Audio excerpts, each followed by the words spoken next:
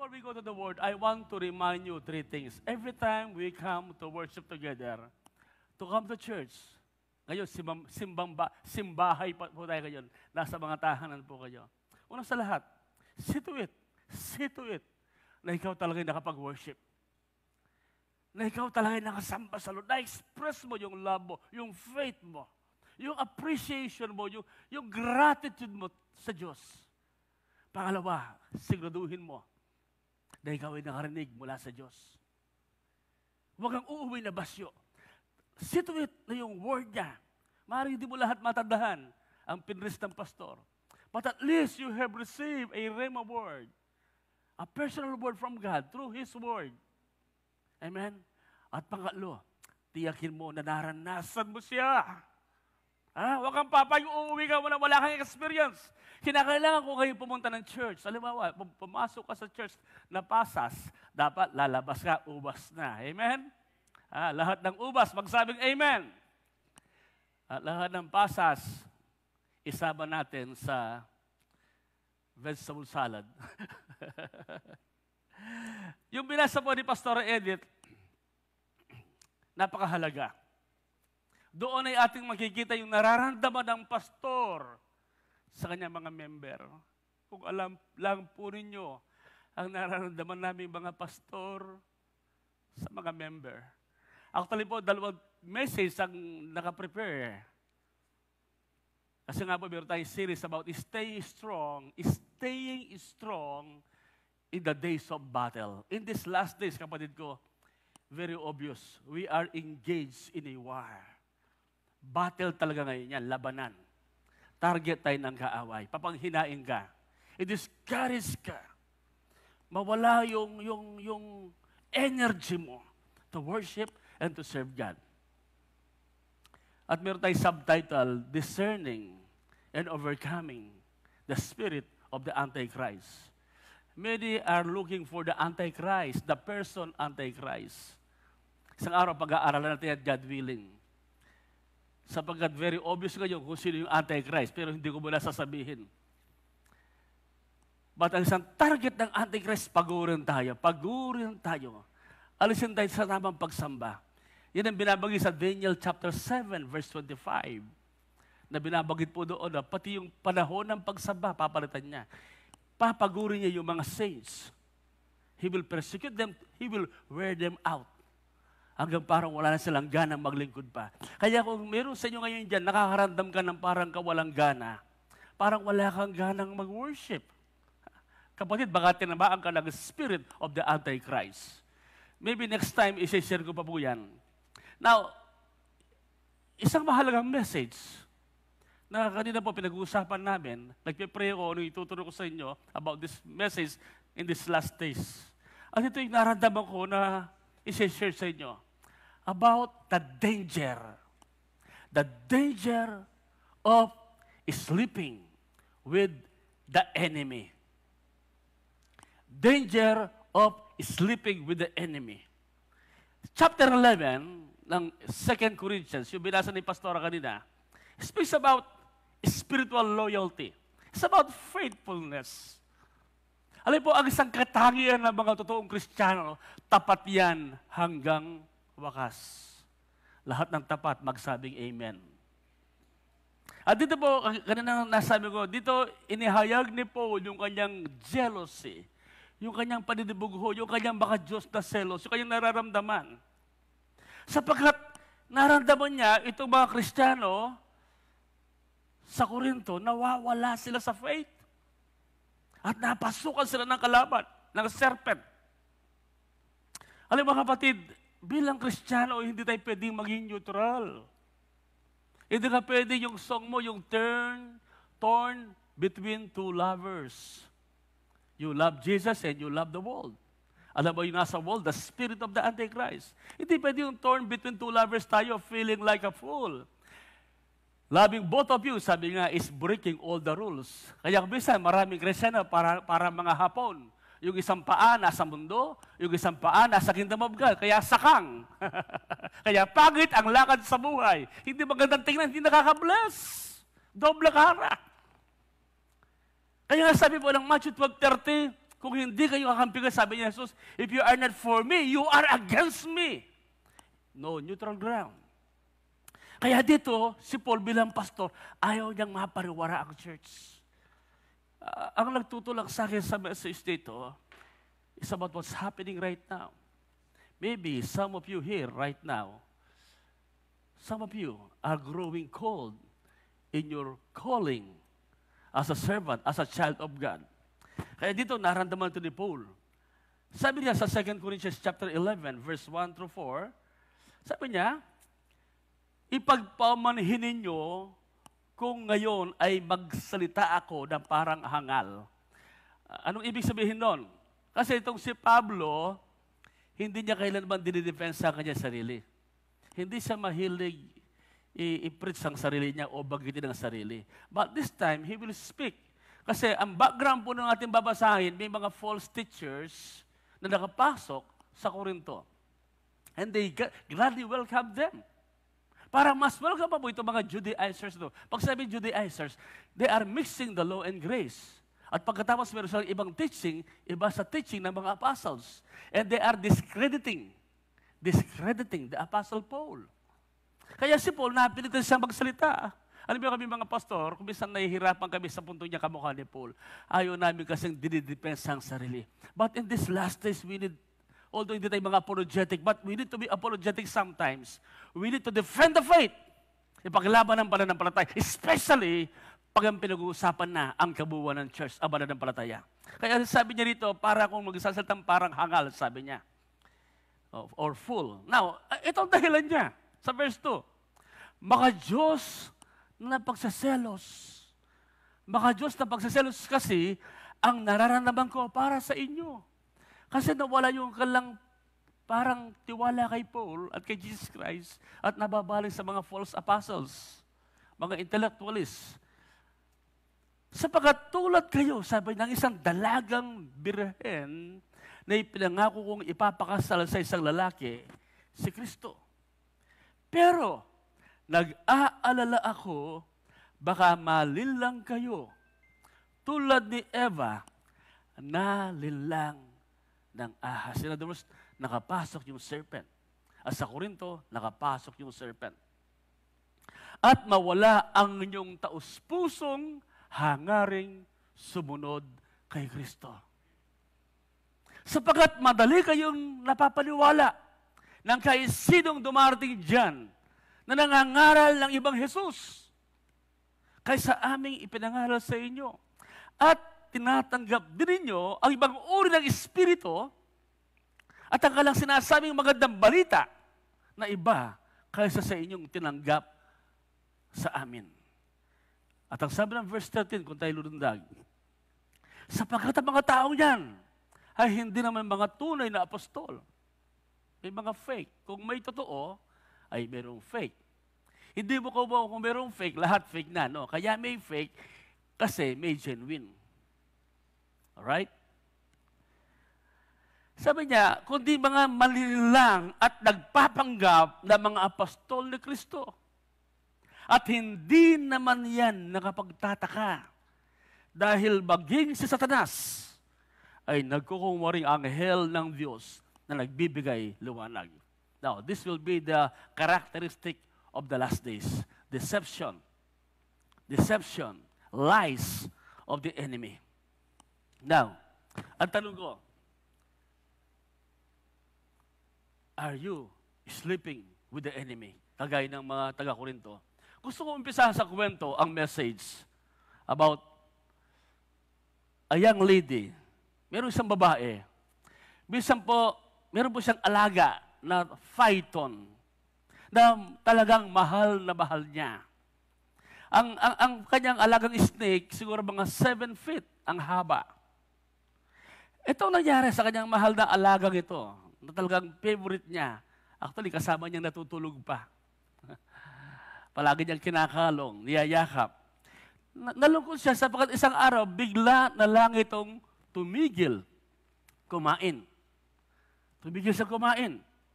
Now, after several weeks of trying everything she could to get the snake to eat, wala pa rin. Ang ginawa niya, naisip niyang dalhin sa isang vet, veterinarian. At nang siya nandun na sa harapan ng doktor, pinaliwanag po ng babae yung sitwasyon ng kanyang alagang phyton.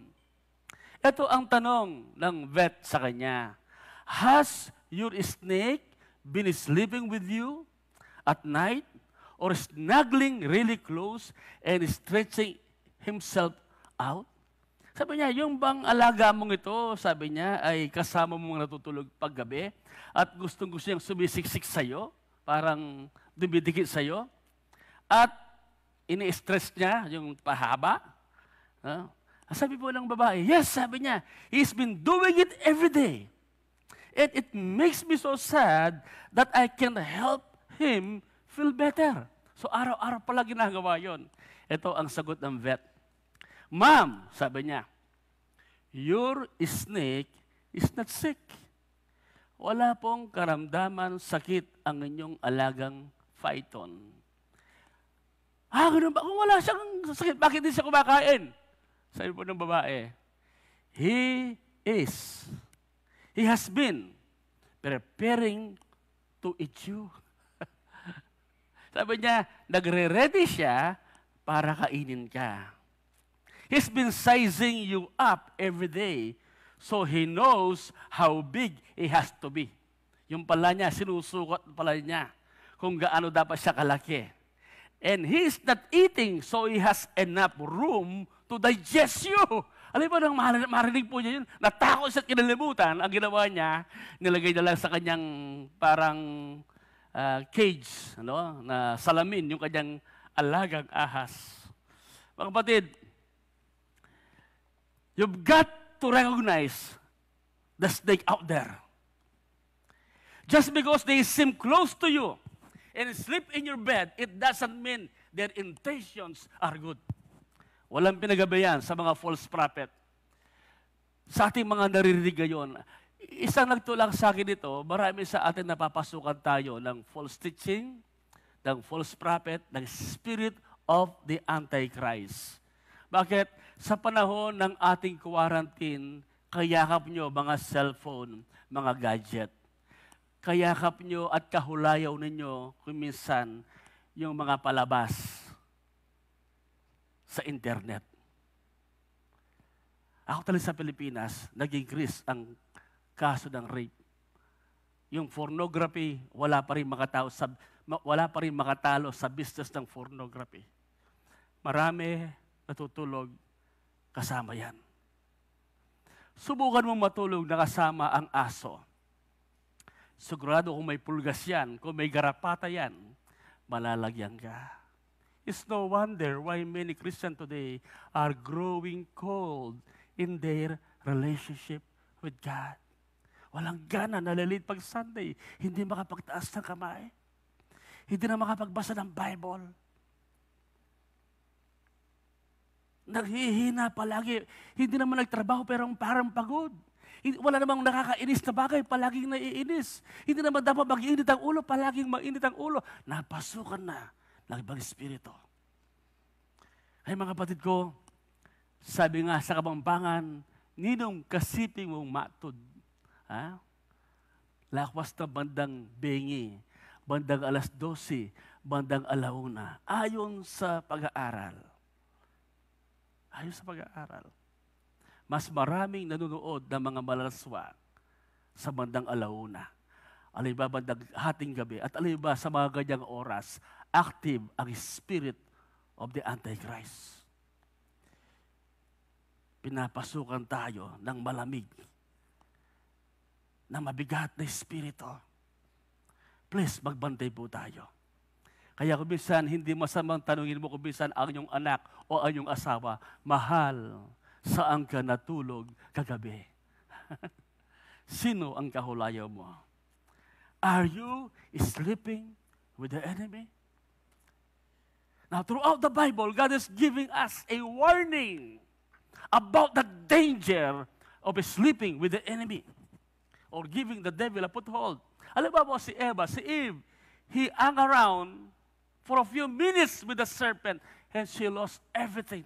Alam natin ang kwento. Lot slept, stayed in Sodom.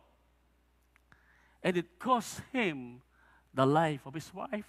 At yung destiny ni Lot, naging pangit. Silang mga naging Moabites.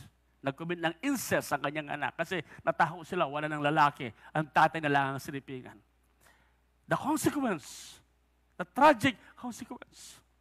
Itong si Joseph, he refused to sleep with Mrs. Potiphar. And Joseph secured his destiny. Ingatan natin kung sino ang ating katabing natutulog. Si Samson! Inawit na Nil Sedaka. Alam niyo pa si Nil Sedaka? Run, Samson, run. The lady barber. Delilah. Run, Samson, run. Delilah's on your way. Anong ginawa ni Samson? Malakas ako, kaya ko yan, hindi ko magkakasala. Natutulog sa kandungan ni Delilah. Pagkagising niya, wala na yung anointing. Wala na yung strength. At binulag siya. At ginawang alipin. David slept with Bathsheba. And he invited trouble sa kanyang pamilya. Actually, ito ang kwento na marami ngayon. Demas slept with the enemy. And he deserted Paul and lost his passion for the ministry. The church of Thyatira slept with the Jezebel spirit and almost poisoned the whole congregation. Mga kapatid, there is a danger sleeping with the enemy. Tatlong mabilis na punto lang gusto ko i-share sa inyo ngayon. Una, what happens when we sleep with the enemy? Una, kapatid, we need to understand this. Pag ina-allow natin yung false teaching, yung spirit of the world, yung antichrist, at yung ating pagmamahal sa Panginoon ay nanlalamig, we become unfaithful to Christ. Unfaithful to Christ. Bilang mga Kristiyano, dapat wala sa atin yung ganyang klaseng brand. Dapat faithful tayo. Tapat tayo sa ating kasintahan. Marami sa inyo, ang tingin lang kay Jesus Christ, Savior eh. Ang tingin lang natin kay Jesus Christ eh, taga-sagot ng prayer natin, taga-heal. Kapatid, our relationship with the Lord Jesus Christ is more than a healer, more than a deliverer, more than a Savior. Jesus Christ is our lover, husband.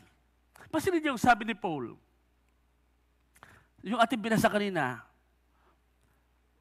sabi niya sa verse 2, you need to know, sabi niya, that God's passion, sabi niya, is burning inside me for you. In other words, yung nararamdaman ni Paul, ito ang nararamdaman ng Diyos sa mga mananampalataya. Yung zealous, because God is a jealous God. Kaya nga sabi ng James 4:4, friendship with the world is enmity with God. Masakit ang pagkasabi sa wikang Tagalog. Kayong mga taksil, sabi niya, ang ginamit ng word ni James, taksil. Kayo mga taksil, sabi niya, hindi ba niyo alam ang pakipagkaibigan sa sanlibutan ay pagiging kaaway ng Diyos? O baka hindi niyo naintindihan yung sinasabi ng kasulatan na yung Espiritong binigay niya sa atin ay marubdob yung kanyang pagnanasa. So sabi niya, mga taksil, sabi niya. Kaya itong si Paul, naramdaman niya, nagtataksil na ang mga taga-Korinto. Bakit nasabi niya yun? Sabi niya, like a loving father, I pledge your hand in marriage to Christ. Your true bridegroom. Your true bridegroom. I've also promised that I would present his fiancé. Sino yung fiancé niya? With the church. To him as a pure virgin bride. Pure, malinis, virgin. Ang pagkasabi sa wikang Tagalog, ang ganda. Sabi niya, baka Diyos na pagsaselos kasi ang nararamdaman ko para sa inyo. Alin po, ito yung mabuting pastor. Binabantay niya ang church. Hindi ahayaan na mawala ang kalang affection kay Christ at sila maging taksil at hindi maging faithful. Medyo mahirap i-preach ang sineshare ko because sometimes I may sound judgmental. No? Meron pa naman pong Itbulaga, yung judgment, wag kang judgment, hindi ko naintindihan yun, yung judgmental doon. But mga kapatid, I want to speak the truth in love. Bilang niyo po mga pastor, kami po na mga lingkod ng Diyos, wala kaming itatago. We will not withhold the truth. We will share the word. We will preach the whole counsel of God because we love you. Ayaw namin kayong mapahamak. We are in the last days. Ang daling mag-compromise kayo. Ang daling hindi maging faithful kay Christ. Kasi hindi naman ginagawang issue ngayon yan. Faithful ka ba kay Christ? Hindi gaano binibigyang pahalaga yan. Sabi niya riyan, baka Diyos na pagsiselos kasi ang nararamdaman ko para sa inyo. Sapagkat tulad kayo ng isang dalagang birhen na ipinangako kong ipapakasal sa isang lalaki, si Kristo. Now dito, ang tinitake the role ni Paul ay para siyang tatay. Loving father. At ang tatay, sa Jewish custom, especially sa kanilang sa Jewish wedding, ang tatay kasi may engagement, may involvement sa kasal na ginagawa. Susungaduhin niya yung kanyang anak na na-betrothed na, yung betrothed. Dalawa kasi ang stages sa kasal sa Jewish wedding. Una yung engagement or betrothed. Yung bang namanhikan na, nagkasundo na, kulang na lang yung tinatawag na nuptial or ceremony. Naalala ko nang mamanhikan po kami kay Pastora Carmela, nandiyan po siya, no? Yung pinakasalan po niya ako. Namanhikan po kami. Pag uwi namin, kinabukasan hinahanap siya. Hindi po, sabi ko. Kasi po sa Christian, hindi po ganun. Kasi sa aming lugar, pag namanhikan ka na, iuwi na yung babae. Magsasama na kayo. Ganun po. Pag siya may manikan ka, na malay pala, di ba? Hindi ko alam ang tawag sa iyo dyan. Parang kasal na kayo. Kulang na lang yung marriage contract, yung ceremony. Na ito ang nangyayari. Ito yung picture. Si Paul, ang mga pastor, inaalagaan ng church para manatiling pure, faithful kay Christ. Ituturo talaga, ire-ready yan. Ang role po ng church naman, maghihintay siya, inihintay yung bridegroom, yung lalaking ikakasal. Kaya po, doon sa Matthew 25, yung 10 virgins, di ba? 5 foolish and 5 wise. Madalas may mga pastor sinasabi, yung the 5 foolish, yung hindi saved. Yung 5 wise naman, sila ay saved. Kapatid, hindi ganoon ang interpretation ng Bible. Yung bride po doon, hindi tumutukoy sa Kristiyano. Either yan ay tumutukoy sa bansang Israel. Kasi hindi naman tayo mga bridesmaid. Tayo yung bridegroom. Hindi rin tayo yung friends of the groom. Hindi tayo mga abay na lalaki. Si John the Baptist, yan ang abay, the friend of the groom. So mga kapatid, tayo ngayon ang ikakasal. Kaya, hindi ka invited, ikaw ay ikakasal. Ang role mo ngayon, malapit lang kasal natin, malapit ng rapture. Pag nag-rapture kasi sabi ni Jesus Christ, ito ang trabaho kasi ng lalaki during the engagement period, may iiwan muna yung babae sa tatay. Okay? Hindi mo na isasama. Yung lalaki aalis. Uuwi sa bahay nila, sa tatay niya. Ire-ready yung lugar, either bahay o kwarto. Yun ang ginawa ko noong kay Pastor Carmela. Nagpagawa ko ng kwarto at nagplano akong patayo ng bahay. Nakapagpatayo naman po ako ng bahay after 1 year na lahar.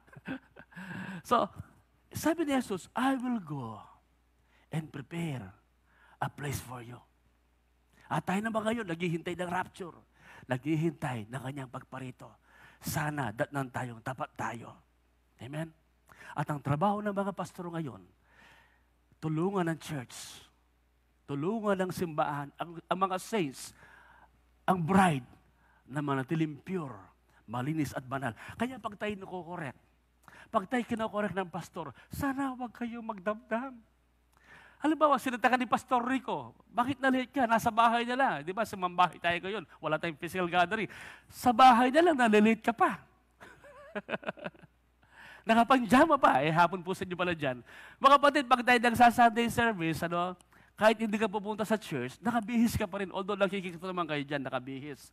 Talagang nakaset ang heart mo to really have a date with your lover, with your groom, our true groom, the Lord Jesus Christ. So yan ang ating sitwasyon ngayon. Naghihintay tayo.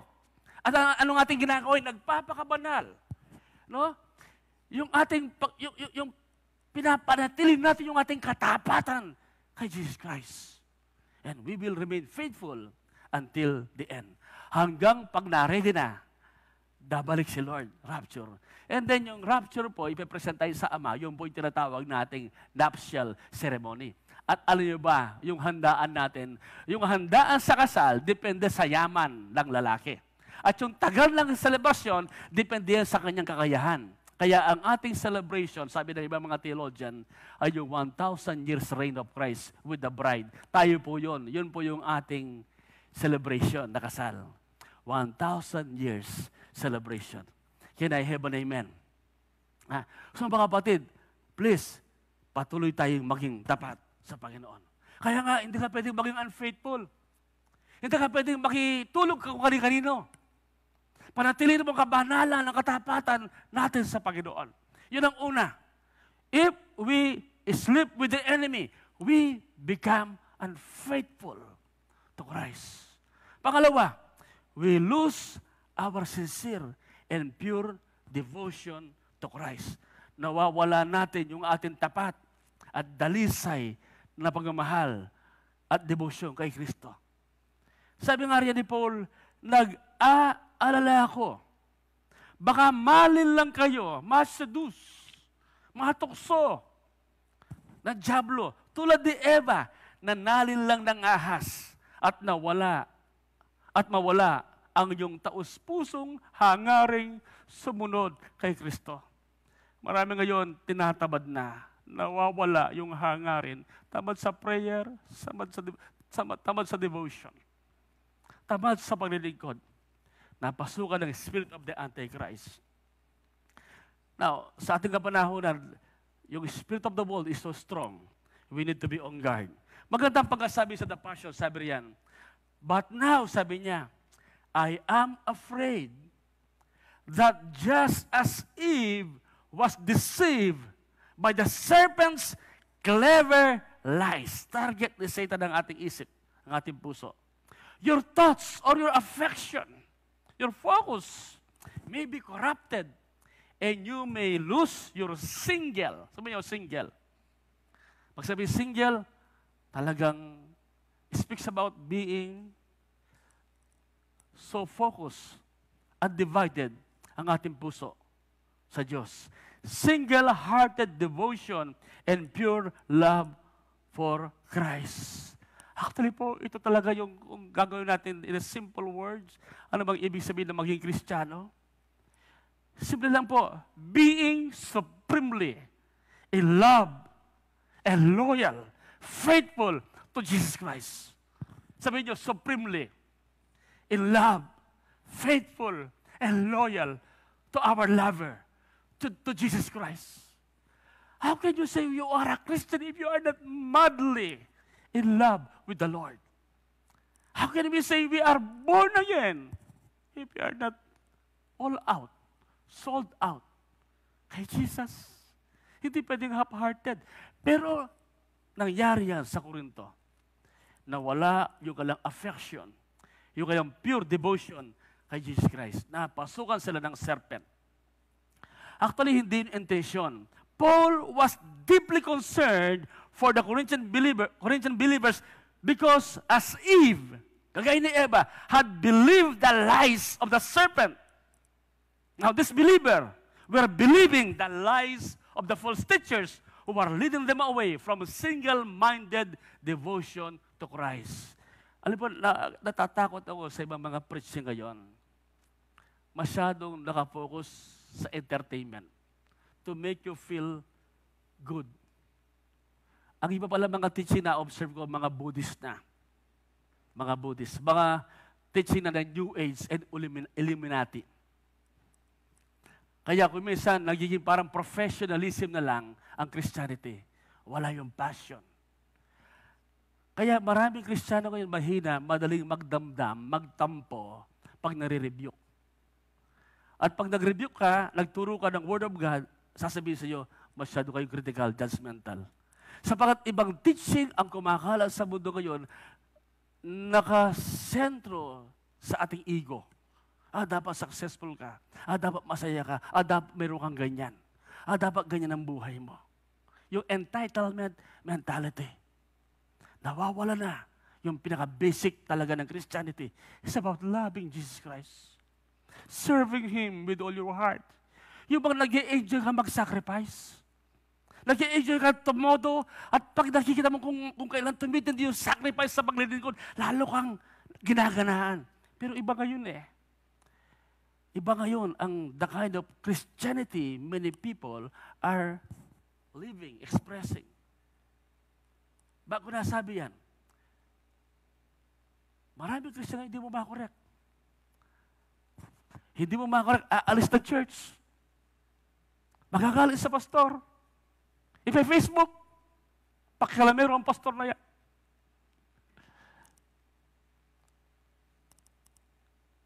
Anong kwento ng pastor kung hindi tayo i-ready sa bride o sa groom? Ewan ko kung unawaan niyo sinasabi ko. Kaya kabisan, pag nakapagsimba, Lord, may utang ka na loob sa akin na nagsimba ako at nag-offering pa ako 20 pesos. So, Lord, Kaya okay lang kung nalilate. Okay lang na huwag maglingkod. Kasi maraming Kristiyano ngayon, hindi talaga Lord si Jesus. Sila pa rin ang boss ng kanilang mga sarili. Alam mo, pag nagpakasal ka, nag-asawa ka, alam niyo ni Pastor Carmela, isusuko mo ang iyong karapatan sa lalaki. Nakatali ka sa kanya habang buhay. At ang pinakakaligayahan mo, yung mapatuwa siya. At pag genuine Christian tayo, genuine believer tayo, genuine child of God tayo, ang pinaka-joy mo ngayon, ang pinakakagalakan mo ay mabigyang tuwa si Yesu Cristo. Hindi yung sarili. Kaya tayo maglilingkod kahit walang bayad, kahit walang love gift, kahit malayo maglalakad ka. Amen ba? Kahit mahirap gagawin mo, kahit walang aircon, magpupuri ka. Kahit hindi inawit yung favorite song mo, magwa-worship ka. Hindi ka patitisod. Bakit? Pure ang devotion mo kay Kristo, walang halo. Hindi, Lord, sasambahin kita para i-bless mo ako, Walang ganon. Lord, sige, gagawin ko ito para Panginoon, makita talaga magaling ako. Walang ganon. Actually, itong si Eva, I don't have time to read yung Genesis, although nandyan sa ating text, chapter 3, verse 1 through 6. Ang sabi ng Bible, dalil lang. Ibig sabihin niya, nang kainin po ni Eva yung pinagbabawal, walang intention si Eva na saktan ng Diyos. At hindi iniisip ng Eva na siya nagre-rebelde o nagkakasala. Kasi sabi ng Bible, si Eva nalin lang, na-deceive. In other words, napapaniwala siya sa mali. Naakala niya, totoo yun. Now, si Adan naman, disobedient. Alam na ni Adan na bawal at hindi dapat kainin. Kumain pa rin siya. At nandun si Adan, walang ginawa. Na anong punto ko rito? Ito nakakatakot. Ang Espiritu of Antichrist, yung serpent, pag dumarating yan, marami talaga naging biktima lang kamukha ni Eva. Kasi hindi grounded sa Word of God.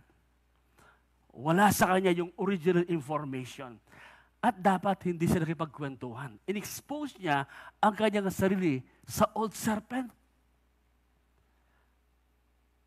Huwag niyo po i-expose ang yung sarili sa mga false teaching. Sa mga curious lang ako, gusto kong matingnan, gusto kong makita. Kapatid, you are sleeping with the enemy. Pag alam mo na, wag na. Actually, hindi rin maintindihan ni Eva yung sinasabi na pag yung mamatay, hindi niya naintindihan kasi wala pang namamatay doon. Hindi yung sabihin ni Adan na malalaman mong masama at mabuti, para kay Eva, walang masama doon. Okay lang naman yun, malaman mo yung masama at mabuti. At yung para magiging Diyos ka, para kay Eva, okay din yun. Kasi naman, di ba, dapat tayo maging kagaya ng Diyos. Pero iba yung dinadala ni Satan, may what we call subliminal, double meaning. At hindi alam ni Eva, wala sa intensyon magkasala at magrebelde sa Diyos. Nagawa niya yung kasi nalin lang.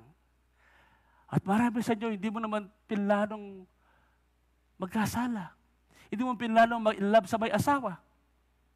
Hindi mo pinlano yan. At walang nangarap, isang araw magiging drug addict ako. Hindi mo pinlano yan. Pero bakit nangyayari yan? Seduction, tukso, tricks of the enemy. Ganyang kagaling si Satan, ang Spirit of Antichrist. 6,000 years na siya sa mundong ito, kapatid. Ikaw, ilang days ka pa lang, o years ka pa lang. Kaya nagko-quote din siya ng Bible. Alam niya ang Bible. At marami ngayong mga ngaral, they quote the Bible. At kagaya ng ating pangalawang punto, sa ating third point, ating makikita, iba palang Kristo ang pinipreach. Iba palang gospel ang pinipreach. Ibang espiritu pala ang dala, pero pinaniwalaan nila. Punta na po tayo doon para matapos tayo. Hindi na po ako nagmamadali.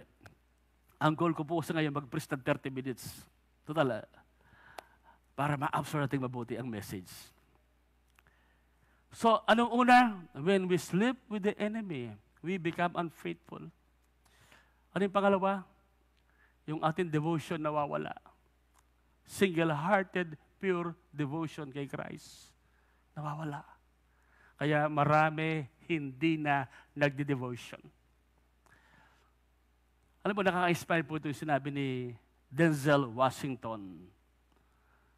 One of my favorite actor, Denzel Washington. Sabi niya sa kanyang speech, bago ka daw matulog, yung sleeper mo, mga tsinelas mo, ilagay mo raw sa ilalim ng yung bed, ng yung higaan. Para pagkagising mo daw, ay luluhod ka para kunin ang sleeper mo. Ang punto niya ganito, pagkagising sa umaga, luhod muna. Huwag kang magmadali, luhod muna. Express your gratitude, your worship, your thanks to God. Can I have an amen? Pero marami, pakunwiri lang ang devotion. Napasukan. Kasi napuyat. Hindi na magigising ng maaga. Bakit? Iba ang kasamang natutulog. Is sleeping with the enemy. Kapatid, the enemy is sizing you up. And is about to devour you. You are about to lose everything. Kung hindi tayo gigising, papalag sa katotohanan ito. This will be the feature of the last days, yung magiging kalagayan ng huling panahon. Kitindi ang spirit of backsliding. I am not prophesying it, I am against it, but I am warning you. Kung ito, si Pablo na ang pastor, napasukan pa, gifted ang Korinto. They are really gifted with prophecy, tongues, word of wisdom, word of knowledge, signs, wonders, and miracles, and yet, nakapasok yung serpent. Nakapasok yung false prophet. Pangatlo, if we sleep with the enemy, we will lose our discernment and becomes a victim. Wala silang discernment. Ang pinagpipres pala sa pulpito, hindi natutong lingkod ng Diyos. Ang spiritual pa nag-ooperate, hindi na Holy Spirit. At ang gospel na pinipres na, ibang gospel na. And that is what is happening right now in the last days. Kaya please, huwag kayo basta-basta nakikinig sa YouTube. Ngayon, sa Facebook ang dami. Please. Amen? Especially, sa kalang preaching, hindi ka na in love kay Jesus Christ. Hindi ka na in love sa Word of God. That's a big question. Pag ang sinasabi, dapat mag-join ka. At pag naninira na sila, sila lang ang magaling. Sila lang yung pastor na pinili ng Diyos. Sila lang yung appointed son of God. Mag-iingat na kayo. Na pag hindi ka membro sa kanila, hindi ka saved. Kapatid, hindi ka dinadala kay Jesus Christ. Dinadala ka nila sa kalang sarili. Mga false Christ yan. False gospel ang pinipreach nila. Hindi ko mo yung mga songs nila, songs din natin, inaawit natin. Hindi ko mo Bible din na Bible ang gamit. Si Satanas gumagamit ng Bible. Si Satanas. Kaya ito mga taga-Korinto, walang discernment. Welcome nila. Basta na dyan, sabi yan. Verse 4. Sapagkat madali kayong napapaniwala. Ay, may Bible. Ay, nagpipreach the Lord din siya. Ay, pastor, nagpipreach the Lord po. Ay, may milagro po na nangyayari. Huwag kayong patangay sa mga ganyan. We are in the last days. Sabi nga ni Jesus sa Matthew 7:21, not everyone who calls to me, Lord, Lord, will enter the kingdom of heaven. Many will say to me on that day, Lord, sabi nila, have we not prophesied, nag-preach in your name, and in your name cast out demons, heal the sick, works, wonders, and miracles? Anong sasabihin ni Jesus? Depart from me. I never knew you. Kaya pag yung nangangaral, sarili ang tinataas, yung loyalty sa kalang organization, hindi kay Christ, mag-iingat na kayo na pag hindi ka nag-member, kasi marami ngayon, ganyan, dapat yung turo ng pastor nila, dapat nakapokus palagi kay Jesus Christ at sa mabuting balita. Sabi riyan, tinatanggap din ninyo ang ibang uri ng espiritu. At ang kanilang sinasabi, magandang balita na iba kaysa inyong tinanggap sa amin. So itong mga tao ito, hindi na alam, fake Jesus Christ ang tinatanggap. Alam ba, iba ang Jesus natin sa Jesus ng mga saksi. Ang Jesus ng mga saksi, tao lang anghel lang si Jesus. Siya daw si Michael. Iba ang Jesus natin sa INC. Sa kanila, tao lang. Iba ang ating Jesus sa mga Mormons. Sa kanila, si Jesus ay created lang. At ito ang matindi. Iba ang Jesus natin sa mga Muslim. Sa mga Muslim, ang Jesus nila hindi talaga namatay. Naniwala sila na si Jesus umakyat sa langit, kagaya ni Elijah. At ngayon, nakatayo sa tabi ni Allah. At darating daw ang panahon, babalik si Jesus. At bakit babalik? Nasa langit na. Para daw i-correct ang mga Kristiyano. Nandiyan sa kalang Bible yan, sa kalang Quran yan, teaching. Iko-correct daw nila mga Kristiyano ni Jesus na mali ang ating paniwala. And then mag-aasawa ulit si Jesus daw. Ano? Ibang Jesus sila. Yung Diyos nila, iba sa Diyos natin. Ang ating Diyos si Yahweh, hindi si Allah. Iba ang Bible nila. Sa mga Mormons naman, si Jesus Christ created spirit lang. Hindi siya co-existent with God the Father. Kaya mahalaga, alam natin ang ating pinapaniwalaan. Kaya maaaring ating napapakinggan ibang gospel na. Hindi na totoong gospel. The gospel of the grace of our Lord Jesus Christ. At maaaring ibang espiritu na ang ating napapakinggan. Ang tawag dyan, doctrines of demons. Meron doctrines of demons. Sabi nga sa 1 Timothy chapter 4, verse 1 and 2, maliwanag ang sinasabi ng Espiritu, ng Holy Spirit, sa mga huling araw ay tatalikuran ng ilan ang pananampalataya. Susunod sila sa mga mapanlinlang na espiritu at mga katuruan ng mga demonyo.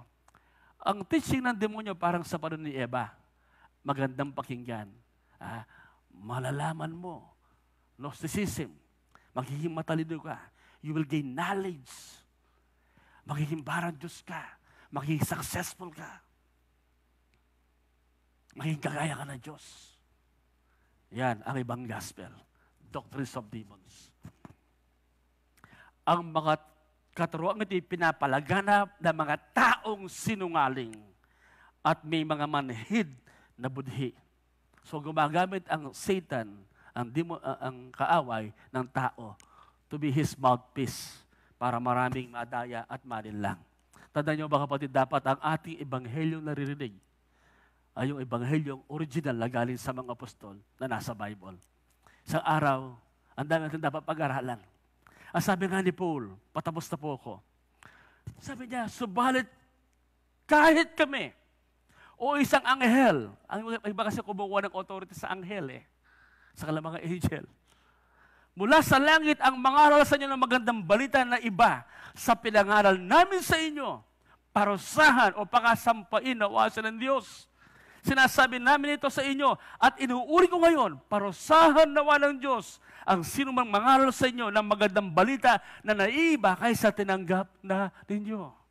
So mga kapatid, wala silang kamalay-malay, wala na silang discernment. Naging biktima sila ng mga false teaching, false prophet, false spirit. Hindi totoong Holy Spirit. Kaya sa gabi po ito, nais ng Lord lumaya tayo. Nais ng Lord ma-deliver tayo. The danger of sleeping with the enemy. We become unfaithful, we lose our sincere and pure devotion to Christ and our discernment, and we become a victim. Sa ating mga cell group, meron tayong suggested group discussion. Pag-usapan na lang po natin yan. Sige po, tayo po itumayo. Hallelujah. Kayo po mga nasa Italy, Nice, France. How is your love? Sabi ng Bible, 1 Corinthians 16:22. 1 Corinthians chapter 16, verse 22. Sumpain ang sinumang hindi nagmamahal kay Jesus. Sumpain ang sinumang hindi nagmamahal kay Jesus. Alam ko po lahat ay na-inlove na. Na-inlove ka na sa asawa mo. At di ba dahil mahal mo ang asawa mo, gusto mo maging pure ka, maging faithful ka. At siya ang joy mo. Pero pwede mawala yun. Pwede mawala yung innocence, yung purity. Pag tayo nagpaseduce, nagpatukso. Spiritually speaking, many of you are not ready for the rapture because you are not faithful to Jesus, to your lover. I don't want to sound judgmental, but many of us are sleeping with the enemy. You are no longer in love with Jesus. Kaya kung minsan napopokus sa mga needs mo sa mga wants, at nagiging irritable, mareklamo. Kasi yung relasyon, nabahiran. At ang kaaway, nagkaroon ng foothold. Because you entertain the enemy. Some teachings, some doctrines, some lifestyle, values, and beliefs that is not in line with the Word of God. Babalik tayo sa ating lover. Babalik tayo kay Jesus. Hallelujah. As we sing this song, the servant song, let us express our love to Jesus. Hallelujah. Taas mo yung kamay. And allow the Holy Spirit to bring deliverance and healing sa ating relasyon sa Diyos, kay Jesus. Oh, hallelujah. Oh, my Jesus. Jesus.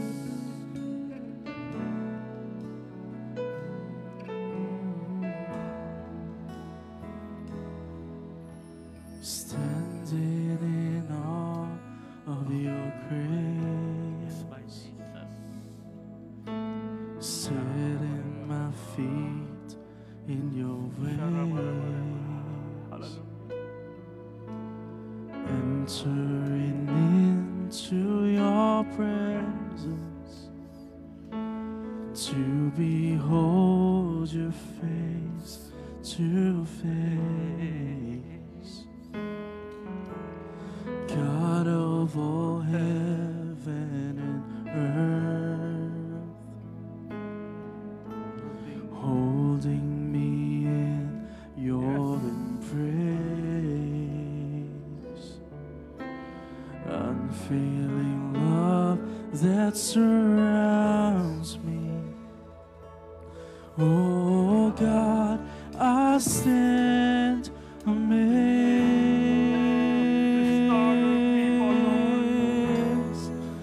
My Jesus, my Lord, you're the love of my life. Wherever you go, wanna be by your side. No longer I, but Christ living in me, serving you for all eternity. My eyes set on you in this race that I run. No longer my way, let your will be done. Make me a servant, my heart's ever true. Clinging to the cross, I'll follow you. Sing, my Jesus, my Lord, you're the love of my life. Wherever you go, wanna be by your side. No longer I, but Christ living in me, serving you for all eternity. My eyes set on you in this race that I run.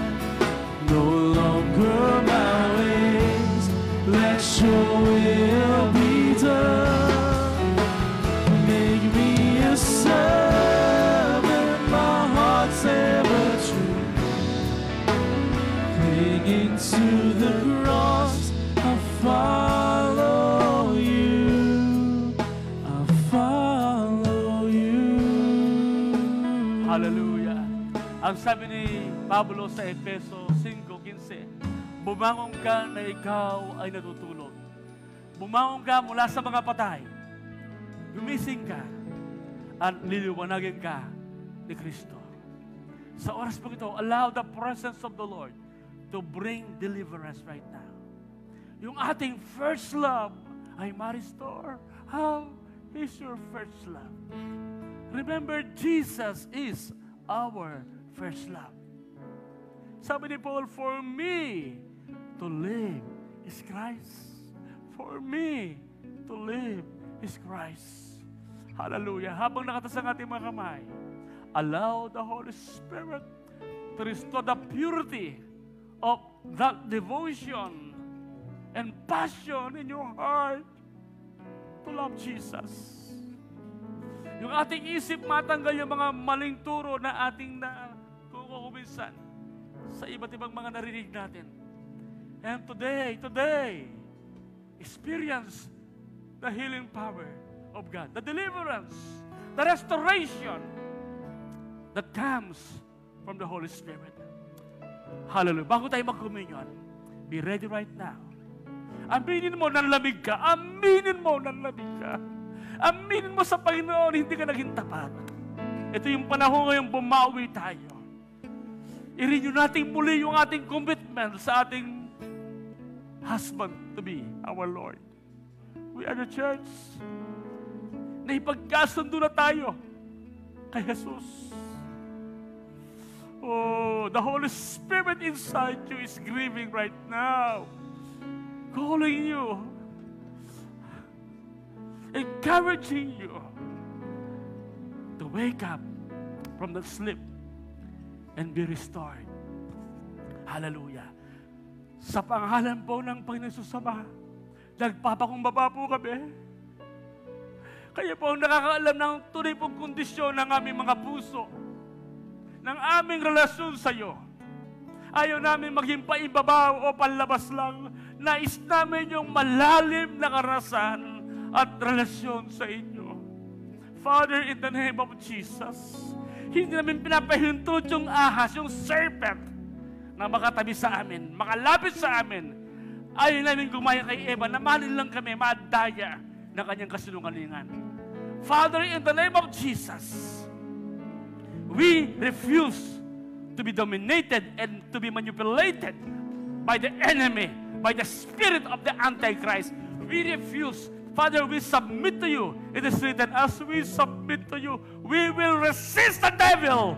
We will resist the devil and he will flee from us. Father, we surrender. Father, we submit right now. Hallelujah. In Jesus' name. Holy Spirit, fill us again. Once again. Fill us once again with the love of Jesus. Touch our hearts, our mind, our being once again with your presence, Lord Jesus, and bring healing and restoration to each and every one of us. Salamat po sa oras po ito.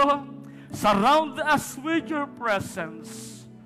Overwhelm us with your mercy and grace and your goodness. We love you, Jesus. Lord, we receive our deliverance right now. We receive our healing and restoration. And Lord, our heart will become passionate once again. Hallelujah. Passionate for Jesus. For our first love, our Lord Jesus Christ. Salamat po ng marami. We give you praise and we give you glory. Hallelujah.